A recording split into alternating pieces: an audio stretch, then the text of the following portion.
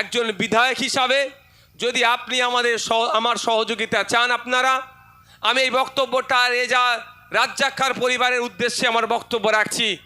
একজন ভাঙড়ের বিধায়ক হিসাবে আপনারা যদি আমার সহযোগিতা চান, আপনার ভাইকে, আপনার স্বামীকে, আপনার পরিবারের সদস্যকে যারা খুন করেছে তাদের সর্বোচ্চ শাস্তি হওয়া দরকার, তাহলে আমাকে বলুন, আমি আপনাদের জন্য আইনি লড়াই করব। আপনাদের জন্য আইনি লড়াই করে প্রয়োজনে সিবিআই ডিমান্ড হবে বা প্রয়োজনে বিচার বিভাগীয় তদন্ত হবে, তাই নিয়ে আমি কোর্টে মুভ করব। রেজ্জাক খায়ের পরিবারকে ন্যায় দেব, ইনসাফ দেব, এ কথা আমি এই জায়গা থেকে দাঁড়িয়ে বলে যাচ্ছি। কারণ আমার সন্দেহ হচ্ছে এই বিচার তার পরিবার পাবে না। সেই জন্য আমি আবারও বলছি, কারণ যারা খুন করেছে শাসক ঘনিষ্ঠ, সরকার সাহেব ঘনিষ্ঠ, তাদের মধ্যে অনেকে বেল পেয়ে যাচ্ছে, খবর পাচ্ছি আগামীতে বেল পেয়ে যাবে, জামিন পেয়ে যাবে। তাহলে সরকার সাহেব স্টেজে তুলে স্কুটি দিয়ে বার করে তাহলে কি মনটা ভুলাতে চাইছে? কিন্তু আমি একটা কথা বলে যাই, ইনসাফ আমরা করব যদি আমাদেরকে সুযোগ দেয়। কারণ সে তৃণমূল করতে পারে, ভিন্ন রাজনৈতিক মত রাখতে পারে, একজন বিধায়কের কাছে সেই ভাঙড়ের ভোটার, এটাই আমাদের কাছে বড় পরিচয়। আর এই পরিচয়টা নিয়ে আমি লড়াই করব যদি তারা আমাকে সুযোগ দেয়। বন্ধুগণ, আজকের এই দিনে আমার আগে পূর্বেকার বক্তা অনির্বাণ দা বললেন, এক মহান মনীষীর জন্ম হয়েছিল, দেশের জন্য লড়াই করেছিল, যাকে আমরা গান্ধী বুড়ি বলে জানি, মাতঙ্গিনী হাজরার। তিনি আজকের দিনে দেশে জন্মগ্রহণ করেছিলেন 19 অক্টোবর 1870 সালে দেশে তিনি জন্মগ্রহণ করেছিলেন। আর তিনি তার শহীদ হয়েছিলেন দেশের জন্য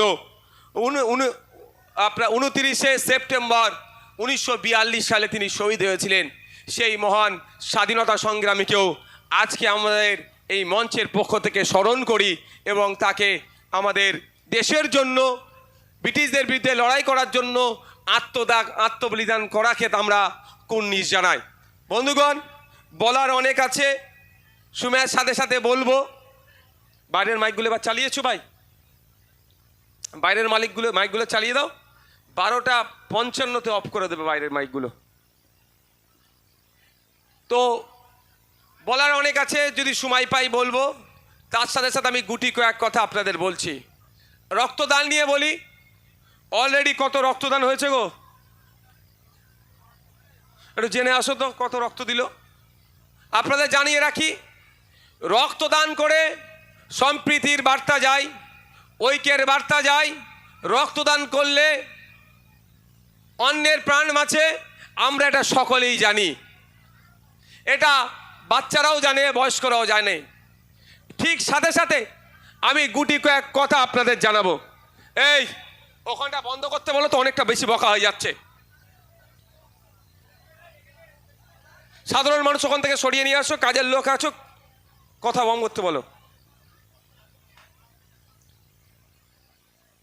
এটা আমরা সকলেই জানি, রক্তদান করলে মানুষের প্রাণ বাঁচবে।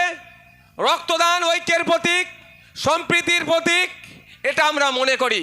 কিন্তু মেডিকেল সায়েন্স বেশ কিছু কথা বলছে। তার আগে বলি, আমাদের অনির্বাণ দা যেখানে বক্তব্য শেষ করেছে ওখান থেকে আমি শুরু করি। পশ্চিমবাংলায় যে সরকারটা চলছে, এটা সরকার নয়, এটা সার্কাস চলছে, এটা একটা সার্কাস চলছে। কারণ আপনাদের জানিয়ে রাখি, এখানে আমার কাছে প্রতিনিয়ত ভাঙড়ের মানুষের জন্য শুধু নয়, আপনারা এমন এক দৃষ্টান্ত তৈরি করেছেন, রাজ্যের বিভিন্ন জায়গা থেকে ভাঙড়ের বিধায়ককে ফোন করে তাদের রক্তের প্রয়োজনে ভাঙড়ের মানুষের রক্ত দিয়ে তাদের আমরা সমস্যার সমাধান করি। এটা ভাঙড়ের মানুষ এই দৃষ্টান্ত তৈরি করেছে। আর ভাঙড়কে তারা যারা কুলুষিত করার বারবার চেষ্টা করছে, ভাঙড়ের বুকে দাঁড়িয়ে স্টেজে উঠে বারবার অবাঞ্ছিত কথা বলছে। আপনারা দৃষ্টান্ত স্থাপন করেছেন। প্রথমবার 2720 জন রক্ত দিয়েছিল একটা ভেন্যুতে, আর দ্বিতীয়বার 3465 জন রক্ত দিল একটা ভেন্যুতে, যেটা পশ্চিমবাংলায় এখনো পর্যন্ত ওই রেকর্ডটা অক্ষত আছে।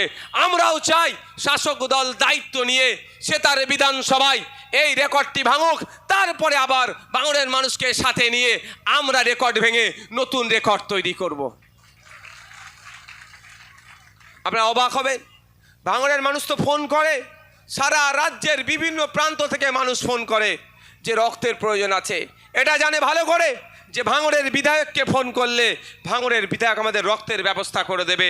যদি ব্লাড ব্যাংকে রক্ত না থাকে তারপরও ভাঙড়ের ছেলেদেরকে ফোন করে বেড টু বেড গিয়ে রক্তের ব্যবস্থা করে দেয় ভাঙড়ের বিধায়ক, ভাঙড়ের ছেলেরা গিয়ে দেয়। এটা ভালো করে জানে।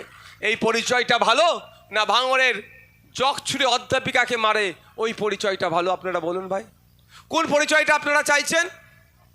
মানুষের উপকার করবে তার পরিচয়টা তো না, স্টেজে দাঁড়িয়ে একটা ভাষা খারাপ করে ইউটিউবারদেরকে এই করবো, এই পরিচয়টা ভালো? বলুন আপনারা। অন্ধকার জগতের প্রাণী কোনোদিন আলোকে ভালো পছন্দ করবে না। কি বললাম? অন্ধকার জগতের প্রাণী আলোকে পছন্দ করবে না। তাই আমরা ভাঙড়কে আলোকিত করার চেষ্টা করছি। অন্ধকার জগতের ওরা প্রাণী, ওদের অসুবিধে হচ্ছে, ওই জন্য ডিস্টার্ব করছে। আচ্ছা আপনারা বলুন তো, বিজেপি ৭৭টা এমএলএ জিতে আছে, কোনো জায়গায় অবজারভার দিয়েছে? দিলে বলুন। একটা ভাঙড়ে জিতে আছে, অসুবিধে কেন? একটাই ওই ৭৭ আর এদের ২০০ কটা আছে, এদের ওপরে ভারী পড়ে যাচ্ছে, ওই জন্যই অবজারভার দিয়ে একে আটকানোর চেষ্টা করছে। আটকাতে পারবে? একটু জোরে বলেন না ভাই, পারবে? বরঞ্চ আরো ভালো হচ্ছে। মানুষ শুধু ভাঙড়ের মানুষ নয়, সারা রাজ্যের মানুষ দেখছে যে এক বিধায়ক পুরো সরকারটাকে যদি হিলিয়ে দেয় তাহলে 2026 আসছে, এই ধরনের নওশাদ সিদ্দিকী অন্ত 20টা আইনসভার মধ্যে ঢুকাতে হবে, তাই তো নাকি? সবাই এখন আফসোস করছে 2021 সালে তৃণমূলের ফাঁদে কেন পা দিয়েছিলাম। একটা ভালো খবর আপনাদের শোনাই, এখন পর্যন্ত এই মহতী রক্তদান শিবিরে আমাদের রেজাউল, আমাদের হাসান, আমাদের মহিউদ্দিনের স্মরণে যে রক্তদান শিবির হচ্ছে, এই রক্তদান শিবির থেকে রক্ত নিয়ে গিয়ে অনেক মুমূর্ষু মানুষের প্রাণ বাঁচবে, অনেকের অসুস্থ ব্যক্তি সুস্থ হবে। এই ধরনের যারা রক্ত দিয়েছে আজকে ক্যাম্পে, এখন পর্যন্ত ৩৬২ জন রক্ত দিয়ে দিয়েছে। অনেকে এখনো বাকি আছে যারা রক্ত দেওয়ার মনস্থির করেছেন। আমি অনুরোধ করব তারা এখন কিছু খাবেন না, খালি পেটে তারা রক্ত দিতে হয় মেডিকেল সায়েন্সের নিয়ম রীতি অনুযায়ী। আমাদের আসতে মহিউদ্দিন মোল্লা, মোহাম্মদ হাসান মোল্লা ও মোহাম্মদ রেজাউল গাজী ভাইকে যারা খুন করলো তথা শাসক দলের দুষ্কৃতীদের দ্বারা খুন হতে হয়েছিল, তাদের স্মরণে আজকে এই মহতী রক্তদান শিবির অনুষ্ঠিত করার জন্য আমি এই মঞ্চ থেকে আমাদের মহিউদ্দিন ভাই, আমাদের হাসান ভাই, আমাদের রেজাউল ভাইকে স্মরণ করে 2-4টে কথা আমি বলবো। মধ্যে কদিন আগে একজন বলেছিল আমাদের নাকি ঘুম হারাম করে দেবে, কিন্তু প্রকৃত অর্থে দেখুন আর বাস্তবিক অর্থে দেখুন, অনেকে বলতে শুরু করেছে মেন্টালি ডিস্টার্ব মনে হয় শুরু হয়েছে ওর, তাই না? কখন কি কথা বলছে, কাকে কি কথা বলছে, বলতে বলতে তার দলের আসল চিত্রকে সে আবার তুলে ধরেছে। সাম্প্রদায়িক দল বলেও শুনলাম নাকি তার দলকে, আমরা তো দীর্ঘদিন ধরে বলছি বিজেপির হাতে জন্ম, সেটা স্বীকার করেছে। সাংবাদিক বন্ধুরা, ভাইকে হুমকি দেব, তার জন্য আমি সাকিরুলকে হুমকি দেব, তার জন্য আমি প্রশান্তদাকে হুমকি দেব, তার জন্য আমি কল্যাণদাকে হুমকি দেব, তার জন্য আমি শামসুদ্দোহা সাহেবকে হুমকি দেব, তার জন্য আমি আলমগীরকে হুমকি দেব, তার জন্য আমি এখানে অগণিত সাংবাদিকরা আছে তাদেরকে হুমকি দেব। এটা গণতন্ত্রের পরিপন্থী নয় ভাই, আপনারাই বলুন। সব খবর আমার পক্ষে আসবে?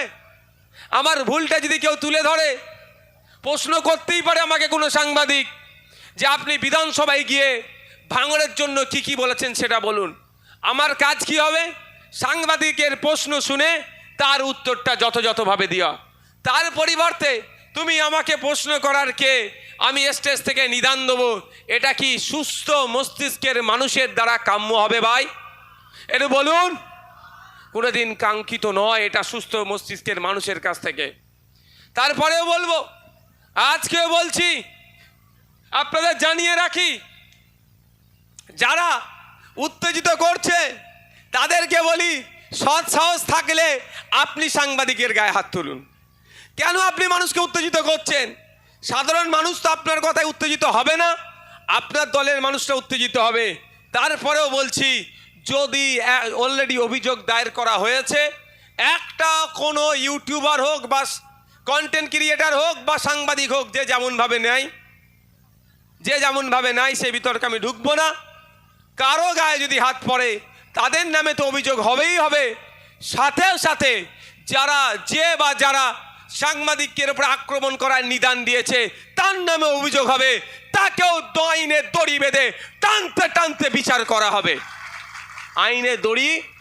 আইনের হাত অনেকটাই লম্বা।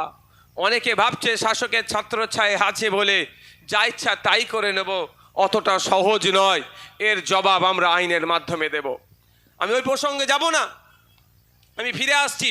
তারপরেও বলবো, এরা কতটা দেউলিয়া হয়ে গিয়েছে, সেই জন্য এরা এই ধরনের মন্তব্য করছে। আমাদের মধ্যে রেষারেষি হোক এইটাই যে ভাঙড়ে চালতাবেড়িয়া অঞ্চলে আইএসএফ রক্তদান শিবির করে 500 ডোনার করেছে। শওকত মোল্লা সাহেব বা তৃণমূলের পক্ষ থেকে অন্তত রেজ্জাক খাঁর স্মরণে, ভুল বলছি নাকি ভাই? অসুবিধা হবে নাকি? প্রয়োজনে আমাদের মধ্যে যদি কেউ রক্ত দিতে বাকি থাকে আমরা গিয়ে দেবো। রেজ্জাক খাঁ আমাদের ভাঙড়ের বাইরের লোক। রেজ্জাক খাঁর স্মরণে রক্তদান শিবির হোক, সেখানে তৃণমূল করুক। এখানে আমাদের মহিউদ্দিনের স্মরণে হয়েছে, আমাদের হাসানের স্মরণে হয়েছে, আমাদের রেজাউলের স্মরণে হয়েছে। এটাতে ওরা তো ব্যানার ছিঁড়ে দিচ্ছে। আমরা ব্যানার ছিঁড়া তো দূরের কথা, প্রয়োজনে গিয়ে রক্ত দেব, আমাদের কোনো অসুবিধে নয়। আমরা এখানে 500 করছি, ওখানে ওরা 1000 করুক, এই কম্পিটিশান হোক, অসুবিধা হবে কারো? এটা করছে না।